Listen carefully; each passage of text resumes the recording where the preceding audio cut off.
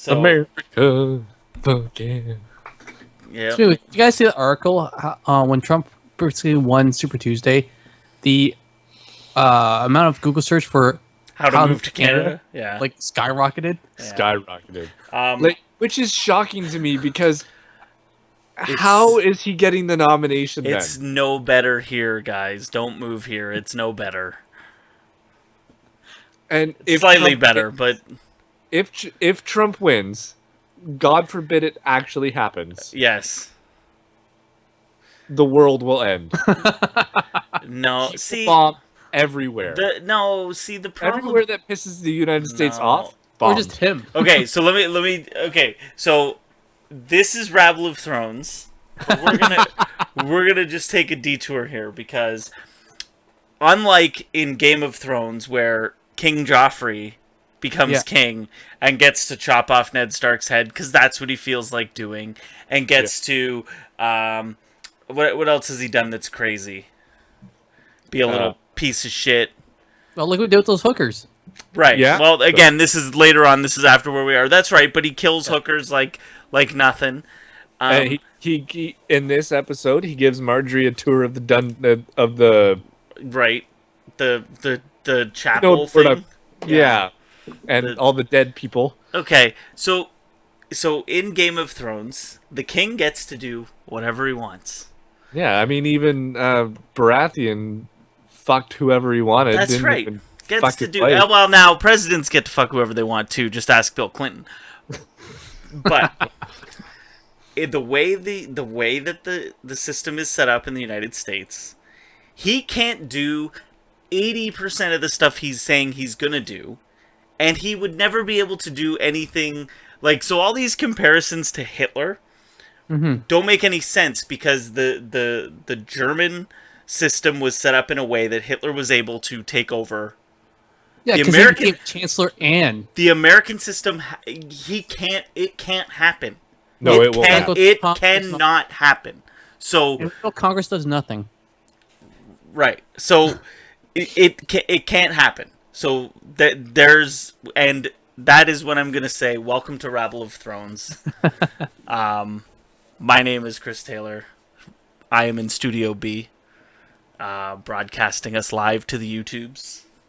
Over in Rabble HQ, we've got his triumphant return after many. I don't even think he's been on since like episode 2 of season 2. We've got Mark Bunn in the house. Hey, you guys actually schedule on a night where I'm available. There you go. And it's always been the issue. We're gonna try and keep this is gonna be the day, because we're leading up to April 24th. We're about 7 weeks. 7 weeks. 7 weeks now. 7 weeks today. It gets it's awesome. So, and then as always, my cohort Tyler Hoskin. Oh hey. Yeah, the guy who sticking with it, as fucking painful as it is right now. I just really want new Game of Thrones. Oh, I'm dying for new Game of Thrones. And don't get me wrong, especially season 3. Season 3 is fantastic. Season 3 is the best season. Like, I watched this episode this week and I went, oh, I forgot about that part. Right. Oh, I forgot about that part. So and like, seeing some of the scenes in this episode, you're going, oh, that makes so much more sense down the road. Right. Okay, so again, Tyler watched it today. Yeah. I watched it, I think it was Monday or Tuesday. I don't even know when, but I watched it way early in the week. So I'm like, and my notes are always super vague because I'm usually holding a baby when I'm watching it though. So voice notes. It's true. Voice notes. Voice notes. You have this voice memo app on your phone. Do I? Oh. Yeah, it comes with the phone. It's free? It's free. You don't even have to download it. No, it's already in there. Oh, my head just exploded. You can't even delete it. Just exploded. It won't let you. You can't delete this thing. I've tried. All right, so I do remember this. The episode starts with Jamie on a horse, all like disheveled. Yeah. And the camera kind of pans down, and there's his severed hand. He's wearing it as a necklace. Oh, I missed the episode with the hardcore rock song at the end. Yes, we talked about that last week. That is. So, joke on him. They're gonna make him wear his hand as a necklace. That's cool. Mm-hmm. Well, it's a reminder. So they're trotting along, and I know Brienne notices that he's like teetering, and she's like, he's gonna fall off his horse. Someone help him! He's gonna fall off his horse, and he falls off his horse right in the mud. Yeah, and they don't give a flying fuck. Yeah, and so whatever, and Locke, right? That's his name. Yes, that is his name. Good for you. Note it, and you got his name. So Locke comes over and he's like, very proud of you. So see, you got me all fucked up now. Bran's like, oh, he needs water, so he gives him the canteen. Wow, it's gonna be a rough night, guys. And I thought I was drunk. And Jamie just devours it, just hammering it down, and he's like, I've never seen anyone so in such a hurry to drink horse piss. And then he pukes on the ground. And you think had he not been told horse piss, he would have that was quite delicious. Right. And then he somehow gets a sword, right? Yeah. And then starts trying to fight, but it's just his left hand, and he's no good anymore. And they just beat the shit out of him. That's true. That's all. That's what happens. That's pretty much Gets it. His ass whooped. Things are not going good for Mr. Jaime Lannister. And this is where, this is for real, this is now where you start to feel sorry for him. Yeah. Right? And they do a good job, this is the guy who you spent 2 seasons hating.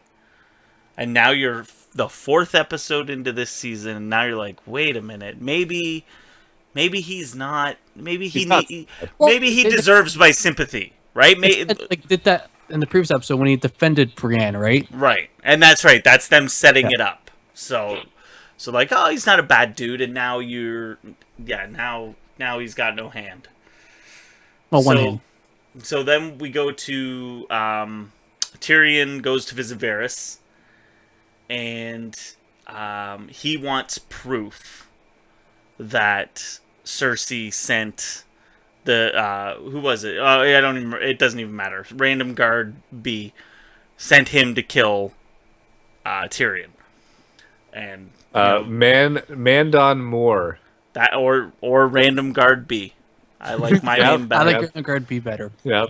So easy to remember. So he wants proof that she sent him, and Varys is like, I don't fucking have proof. I got people that talk to me, but I don't have any proof. And the whole time, he's got this giant crate in the middle of his room. Yeah, which he's starting to open. He's starting to open.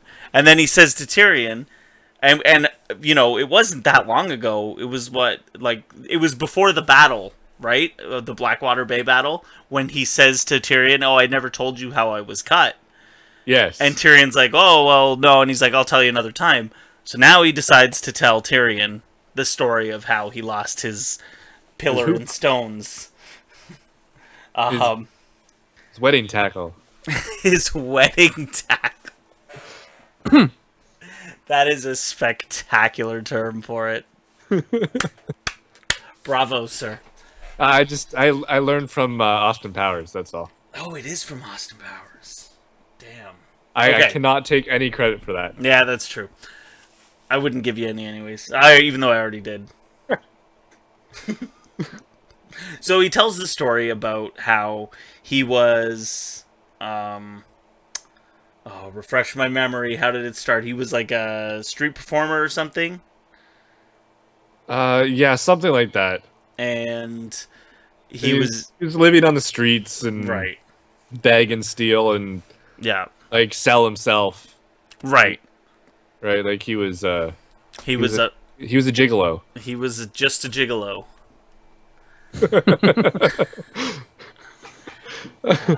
Oh dear. Yeah, he was selling himself and just stealing to just right. survive. And then he said that he had learned that stealing a man's secrets is more profitable than stealing money from his purse. Yeah. And he gets in with somebody, and they end up selling him to like a magic dude, a wizard.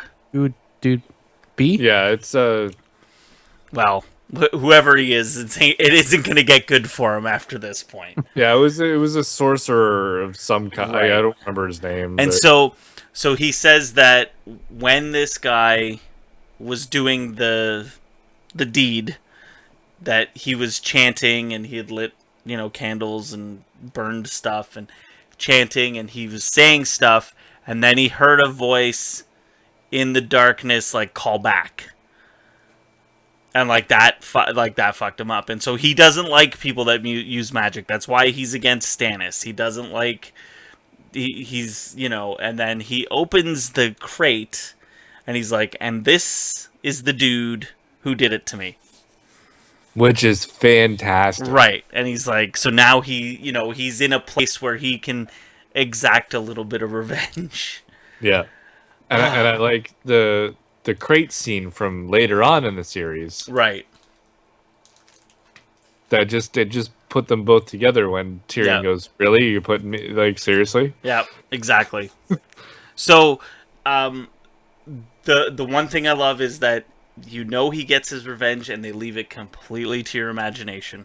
Yeah. Like that you never find out what happened. So, we go back to Craster's Keep, where the Night's Watch are holed up because it's cold, and they need to heal up before they can make the march back to the Wall. And Gren and Ed are complaining about having to shovel stuff, and douchey dude whose name I can't remember, and I don't need to remember because he's a douche. He's complaining about Mormont, saying, we shouldn't be doing this. We should, like, Craster's a douchebag. We should just kill him and take all his stuff. And Sam wakes up. Oh, so Sam goes to see Gilly, and he wakes up the baby, and the baby's crying. And Gilly's like, "Here, take your stupid thimble back. You said I'd hold on to it till you came back. Well, you're back, and here it is." And he's like, "No, I wanted to give it to you." And she's like, this baby doesn't have much time, and I need to spend as much time with him as I can. Along those lines.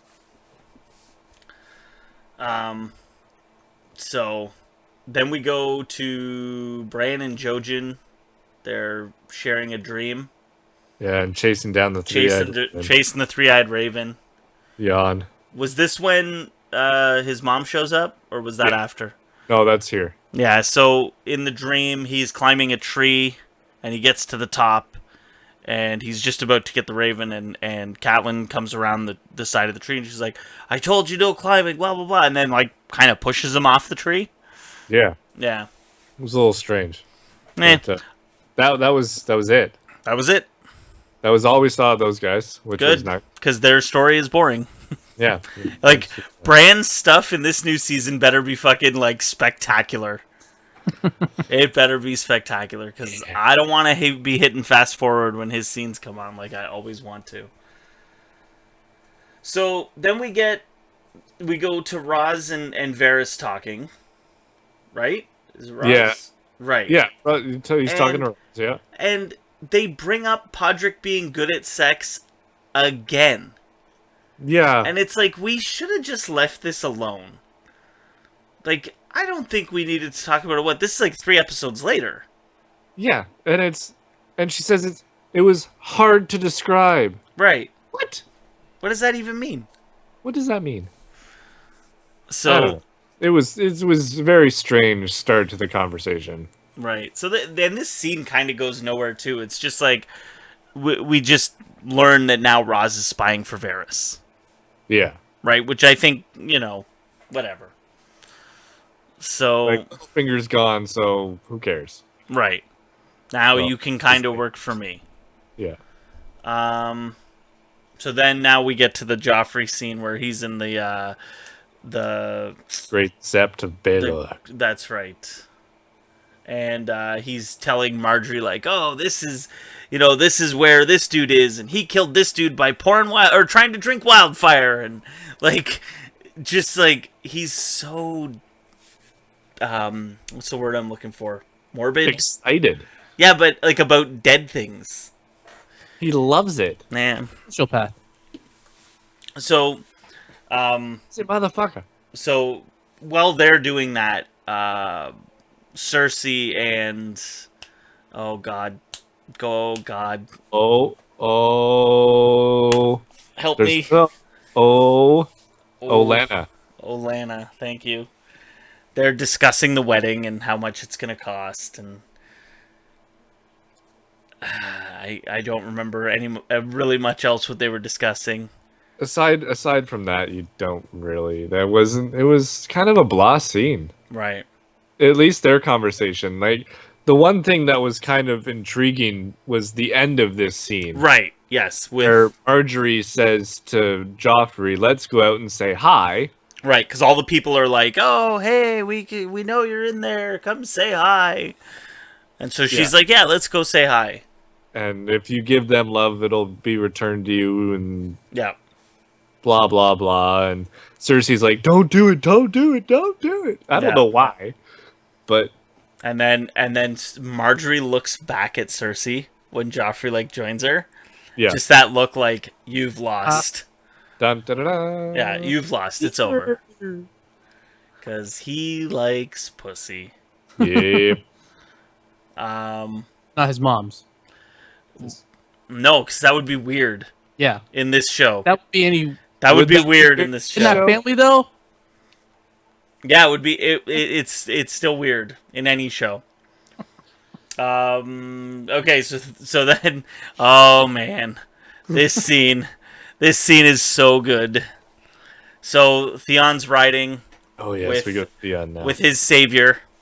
Yeah, who we don't know his name yet. We don't know who he is. We just know he's taking him to see his sister, and he's like, she's just over here. We just got to get through this, and he's talking about how much he hated the Starks. Like didn't hate them, but hated them. You know what I mean? Yeah. Like how he could never match up to Robb. Yeah, and he wasn't a real Stark. And he wasn't a real Stark. Right. And when his dad told him to make a choice, he made the choice.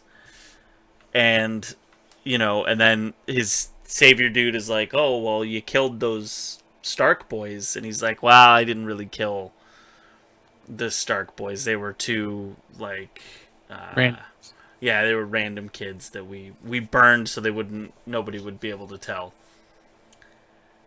So and you could tell that he didn't know that, right? And he was like, "Oh, well, that's kind of good news."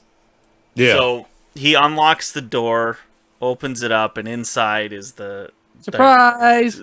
He's right back in the torture room. Aha! Yeah. He still doesn't say what his name is, does he? No, he never says his name, and not yet. Okay. Well, whoever he is, he's a shithead. Whoever he is. April Fools! Don't fuck with that guy. Yeah, he's kind of a jerk, and he's gonna do some things, Theon. He's about to do some things you're not gonna like. Yeah. No kidding. So, okay, my next note is Jaime seems really sad. So I assume we go back to Jaime and Brienne, and he's not eating. So Brienne tells him, like, you need to eat. And he's just kind of like... I think he's, like, feeling sorry for himself, right? Because she says to him, "You sound like a bloody woman." That's funny. And then... It's all about, like, just Brienne trying to go... You gotta live for, like, to get your revenge and all that jazz. And then she asks him, she's like, there's no sapphires in Tarth. He's like, why did you help me? Yeah. And he doesn't really answer, does he? No, he doesn't answer. He actually doesn't answer at all. And he helped her because he's a good fucking dude, which we learn after 2.5 seasons. Maybe not the best dude. No, but he's misunderstood. Deep down. Misunderstood. Deep down, like, he's just misunderstood. And you know what? There's a scene early on. It was either the end of season 1 or the beginning of season 2, where someone's telling him he's an oath breaker, and he's like, well, you take an oath to this person, and you take an oath to defend the king, and then you have an oath to honor your father. And he's like, well, what happens when your father tells you to kill the king? What are you supposed to do? Yep. Right? Like, so you get the idea early on that he had a conflicted, like, things are conflicted for him. He doesn't know exactly where he stands. So, and I think now, especially spending it was over a year, supposedly, he was in captivity, right? So, yeah. That's been a long ass time. It's been a long time. So, my next note is Tywin writes a lot of letters. So I assume, like, isn't he always writing? Every time you see him, he's writing something. Now, I do have a speculation on what he was writing in this scene. Okay. He was writing a note to either or both of Roose Bolton and what's that? Frey? That's it, Walder Frey, thank you. It was one of the two or both, or probably Roose Bolton, because I imagine at this point Roose has already flipped. Yeah. I think he's already thinking about his next move. So, anyways, they're talking. Cersei thinks that she should become the heir to Casterly Rock because she's, she's so smart and she's done everything she's been told, and yada yada yada, and she tells him that she thinks the Tyrells are a problem, and he's like, wait a minute, the same Tyrells that just saved the city and saved your life, like, they're a problem? Really? And so he says something about or she asks him why do you distrust me so much? And he's like, I distrust you because you're not as smart as you think you are. Yeah. And like, this is the thing with Cersei, is she thinks she's the smartest person in the room, and she almost never is. Almost never is. Almost never. The only time she's the smartest person in the room, so this is the room she would be in where she would be the smartest. So her, Sansa, Lancel, Joffrey, Shay. Yeah, Shay, perfect. The Tyrell dad. Yeah, well, he's just a nut. Hogor. We'll give her Hodor too. Hodor. And maybe one of the wolves, one of the dire wolves, the dead one, the Sansa's dead one, not Lady. That's it. Yeah. That's awesome. I like the other thing that he says too is because she's complaining about Marjorie manipulating Joffrey. Yeah, and he's like, Tywin goes, well, at least somebody can. Right, because you should be too. Dumb broad. God. Oh, you use the C word. Wow. See you next Tuesday? Yeah. Yeah. There you go. So, Varys goes to visit Olenna. And he wants scene. Yeah, and he wants to talk about Sansa because, he feels sorry for her. And Varys is not a bad dude. Nope. So, his plan is to have... Oh, I guess that's way later. Yeah, because so then Oh, so he tells Olenna that Littlefinger's planning on taking Sansa with him when he leaves. Yeah. Because on his manifest, I think we learned this in the scene with Raz, and I forgot about it. But in the manifest, he has 2 beds in his cabin, and who else would he bring that would need a bed, a feather down bed or whatever, and so we assume that he's going to try to take her away. So then Marjorie goes to visit Sansa while she's praying, I believe. Yes. Right? Yes, she's playing in the Red Keep. Yes, and then Marjorie tells her some story about her sister, not her sister, her cousin or something, who was beautiful, and then married. And then porridge skin or something, and all her skin fell off, and Sansa believed her, and Sansa's an idiot. And she says it too. Oh, I'm an idiot. Yes, you are. Yes, you are. Yes, you are. So we learn that the plan is that they're going to marry her to Loras, and then she'll have to go to Highgarden, and she won't be anywhere near King's Landing and any of these douchebags, and she'll just be live out her days in Highgarden. So, then we're back to Craster's. Yeah. And they're burning a dead dude. And Mormont can't remember where he came from. He's like, he came to us from, does anyone remember where he came from? Somebody speaks up, I think. Yeah. And then, and now his watch has ended. So. Yep. Turns out, I guess, the reason he died was because Craster wasn't giving them any food. Like, he basically starved to death. Yeah, and they are getting pissed. They're getting pretty pissed. And then the one guy, I think it was Gren who says it. Man, I never knew he could smell so good. Because he's cooking flesh. I put Craster had 99 sons, so I don't know what that means. So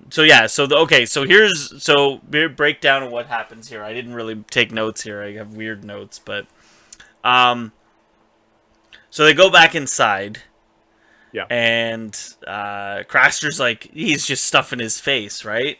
Yep. And so the douchey dude is like, he starts yapping a bit, and then the dude from from Torchwood, right? Who's in like 4 episodes of this, but that's it. His name is Carl. His name is Carl in the show. In the show. Okay, who the Tanner? Torchwood dude.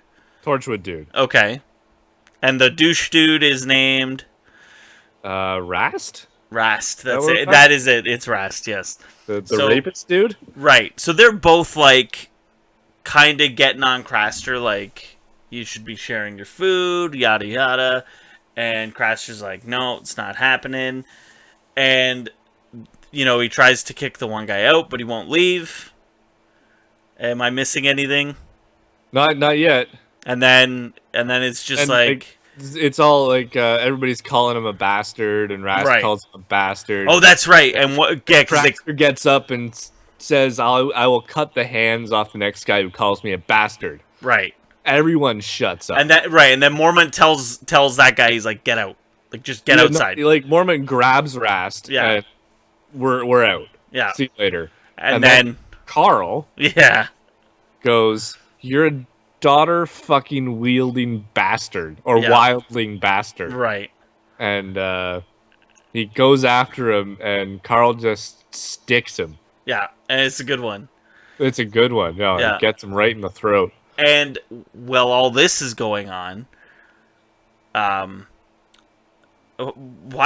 does he stab Mormont again? I don't even remember why. So Mormont comes back in and says, "You're a bunch of idiots. Put your swords down. Let's get come on, let's get this." And he draws his sword, and I believe Rast just stabs him in the back. Stabs him in the back. And Mormont's face when he gets stabbed, he's furious. Yeah. Like, just so pissed. He grabs him and he starts choking him. Yeah. Right? And he, like, that guy's almost dead. And then Mormont, like, coughs up some blood. And then realizes, like, oh shit, this is it for me. Yep. And, like, kind of, like, lets go and dies. And Rast lives. And then Sam's like, I gotta get the fuck out of here. And bolts. Yep. So. And all shit hits the fan. Yeah. Right. And then it's just, Night's Watch dudes fighting Night's Watch dudes like crazy. Nobody knows who's on what side. And right. At the end of it all, Rast yells out into the dark, watching Sam run. Yeah, run, piggy. Yeah, run, piggy. I'll be cutting your throat soon. Yeah. So, and then he grabs Gilly and they split. They split, yeah. So, then we go to the Brothers Without Banners, and they get to their home, I guess, their base. Yeah, they're a little cave. Which is a cave. Yeah. So, they tell the Hound, they take his hood off, and they're like, yo, we're gonna, you killed dudes, and you're a bad dude, and you, what else do they say? Help me out here. You're a murderer, and yeah, all that jazz, and it's not for us to, like, justice will be brought upon you, but it's not for us to figure that out. It's for the Lord of Light. Right. So we're going to do. And there was because they accused him of murdering children.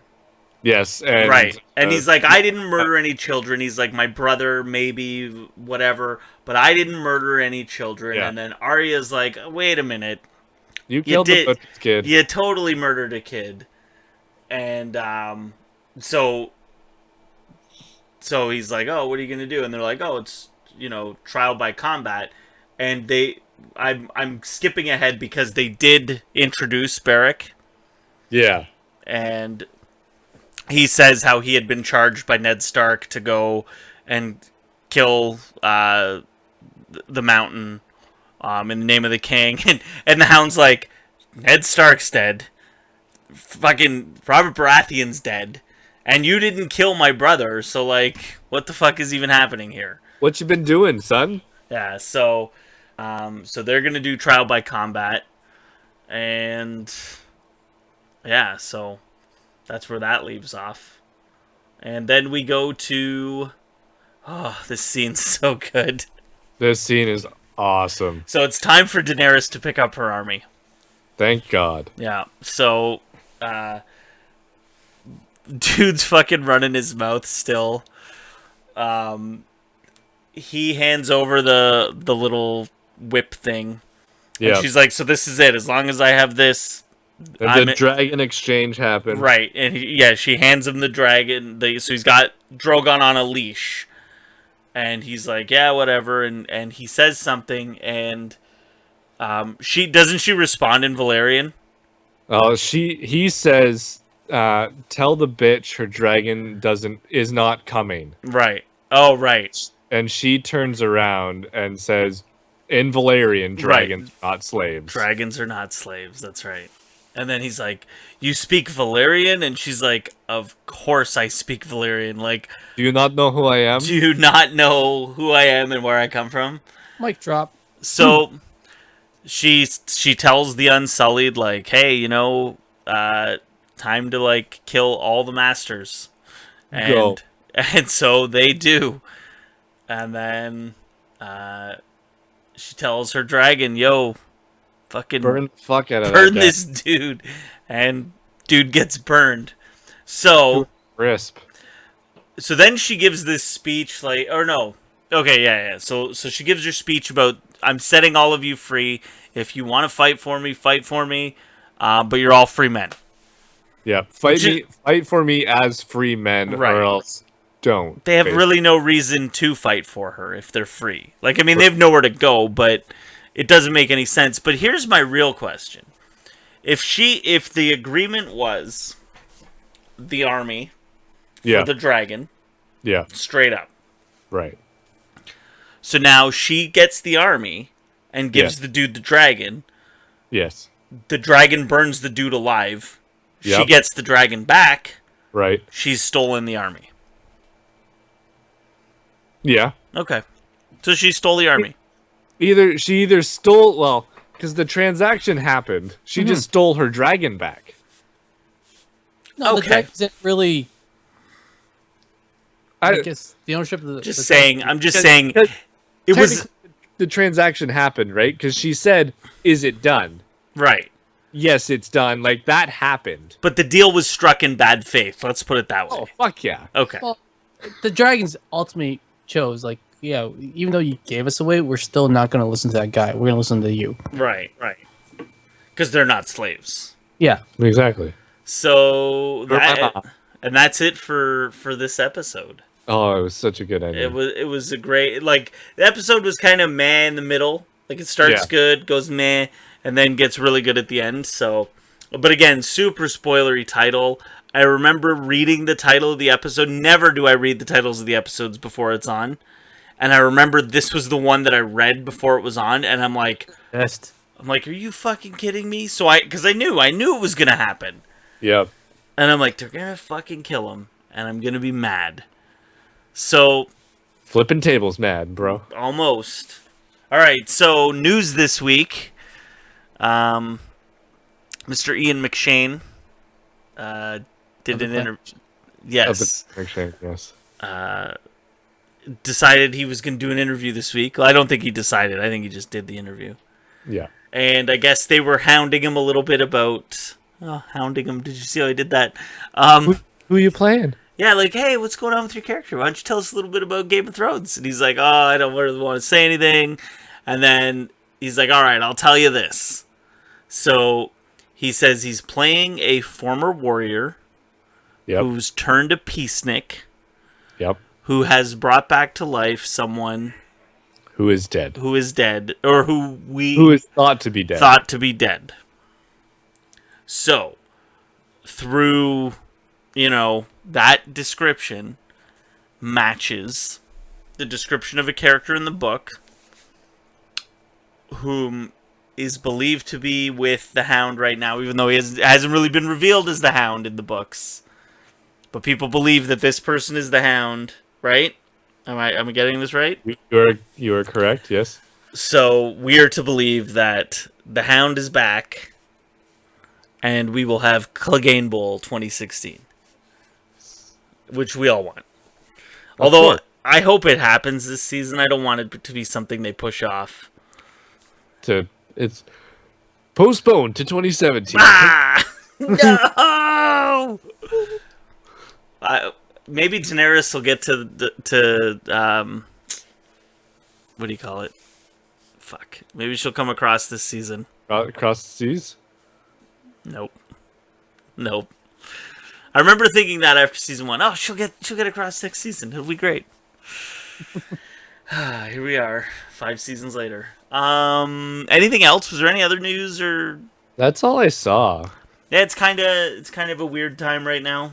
With it only being 7 weeks away. 7 weeks away. We're leading up, and so we've got. What do we got? We got 6 episodes left, and we've got 7 weeks. So that 7th week will be. It'll be the show. Yeah. So we got it. So we can't miss any weeks leading up. So we'll finish season 3, and then we're right into season 6. And then we're right into season 6. So, yes. All right. It'll be great. So, we've got Twitter at Rabble of Thrones. We got Facebook, facebook.com/Rabble of Thrones. We've got a website, rabbleofthrones.com. We've got Instagram. No, we can, but I don't get Instagram. So we're gonna skip Instagram. We don't want. If you listen to this podcast, thank you. That's awesome. Subscribe. Give us, the 5 stars. Give us 4 stars. Give us 2 stars. Give us 1 star. Even 3. Tell us what you think. I don't care. Feedback. Don't just put the stars in. That's Tell right. Us what you think. Put a little comment. Say 1 or 2 words. I don't care. Say Chris is really good looking, and that I know it's true, and I'll love it. Chris looks like Mark Ruffalo. If you're listening, awesome. Check out our YouTube page, youtube.com/RabblePress. It's spectacular. All our Rabble Press podcasts have videos on there.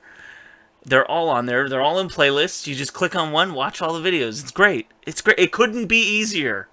It couldn't be easier. You can even find all those links on rabbleofthrones.com. Right on the side. Or you can just go to Twitter, rabblepress.com. Check out all our other podcasts. We got tons of podcasts. Podcasts for days. For days. So check it out. Thank you. We pretty much have a podcast for every day of the week. Right. And for every interest you could possibly have in this whole entire world. And if it's not there, let us know. We'll make one. That's right. Well, baby. Well, you can make it. Like the knitting podcast, I think I'm out. Yeah? Okay. Yeah, I think I'm out. But otherwise, we'll figure it out. So how'd you do the Rabble challenge there, Chris? What's that? The Rabble challenge. How'd you do on that? Posted you know what? I had higher scores that I didn't post. Oh. Yeah, but none of them would have won. So. Well, your household won this week. Of course it did. So, all right. Well, thank you for listening to Rabble of Thrones. Join us again next week.